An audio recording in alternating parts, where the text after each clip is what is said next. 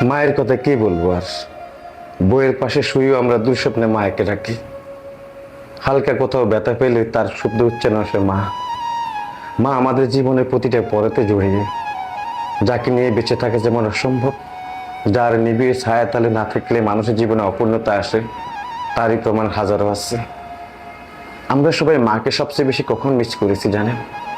প্রত্যেকটা প্রবাসী যখন ইমিগ্রেশনে ঢুকে পিছনে তাকিয়ে দেখে দুয়াস নয়নে তার মা তাকিয়ে আছে, তখন দুনিয়ার বেঁচে থাকা প্রত্যেকটা মানুষ আরশে হাত তুলে খোদার কাছে বলে, ইয়া মাবুদ, আমার মাকে ভালো রাখিস।